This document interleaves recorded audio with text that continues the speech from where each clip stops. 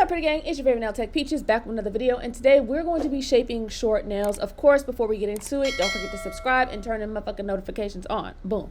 Disclaimer, you're going to be able to hear my heater. I'm at work and I need to keep the temperature for my room, okay, because it's cold as hell. Boom.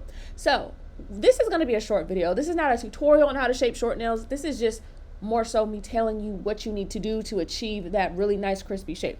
First things first, you need to be using a file that has proper grit. I normally use 80/80 black files, but when my local supply does not have that or I cannot get them, I will use 180 zebra files, okay?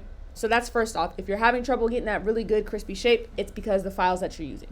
Secondly, the problem with getting a really nice shape with short nails is going to be the bulkiness. So we've already dealt with application in my previous video, which is why the shape already looks so good. We filed around the cuticles, but now we need to shape, which means we need to focus on keeping the sides really, really nice and lined up with the natural like sidewalls of the nail, and we need to keep that tip nice and straight across. We want these to be two complete 90-degree angles on both sides of the finger.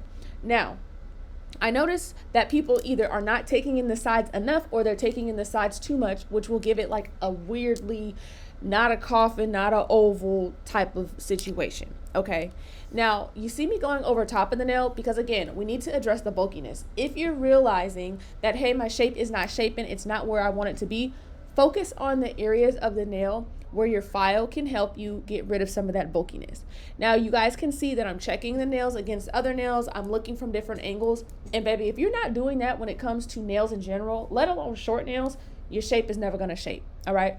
Now, notice how I'm holding the sides of the nail, well, the sides of the fingers, kind of tight. I'm holding it back because you need to get up into those areas. Now, with short nails, there's only so much of it that you can shape. So it's really, really important that you take the time to pull back the skin so you can really get into those nooks and crannies.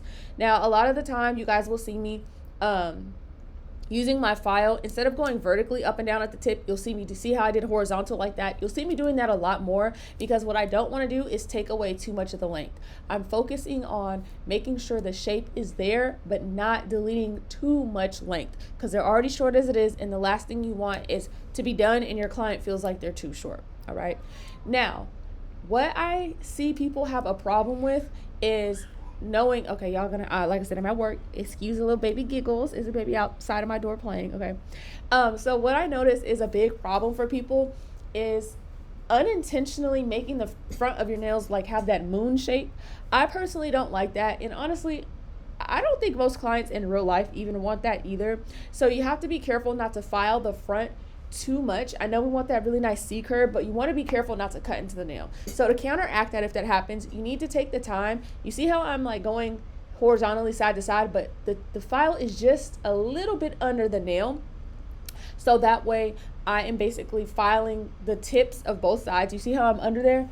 Okay, where how do I explain this? Okay, the points of the front of the tips is what I'm filing and trying to fix, okay? Because that's going to counteract the fact that you can have like an accidental moon nail situation in the front. Now, this part right here is what I like to do after the shaping. See how I'm redefining the C curve. Now, this is what I'm talking about. This is where you can accidentally give yourself like that front, like that moon curve rather than a regular C curve. And so me filing a little bit underneath the front of the nail is going to file, you see the two corners underneath, is going to file that so it can straighten things back out. Ultimately, what you need to know about shaping short nails is to have different types of techniques in your back pocket and understand perspective and dimension. Because with short nails, it's not as straightforward. Because when you look from one angle versus the next angle, one angle might look extremely straight, another angle might look very crooked, one angle might have a really nice C curve, the other angle may have more of like a moon curve, or you've cut into the nails a lot. So this is me just comparing the nails. I'm looking to see, are they even? Is everything look appropriate? Are they bulky? What's going on? Where do I need to fix? I always suggest you need to be comparing your nails. You need to be seeing lengthwise, shape-wise, bulkiness, flushness. These are the things that we're checking.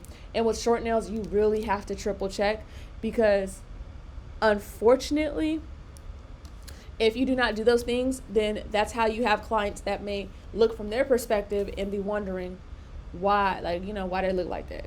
So I'm hoping, even though this is a shorter video, you know, I'm hoping that this gave you a couple of more tips and tricks, or just put things in perspective on some of the key things that you need to be looking at and how to fix certain issues.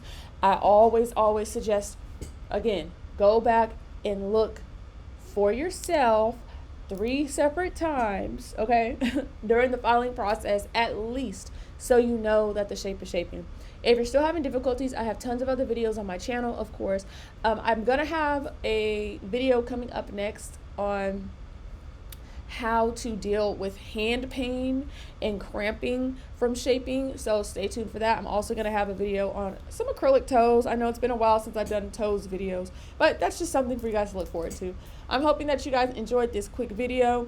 Let me know if you like this format, if you like the quicker videos. I have tons of long length tutorials on my channel, so I thought this might be a nice change. As always, thanks for watching. Don't forget to subscribe, and I'll see you in the next video.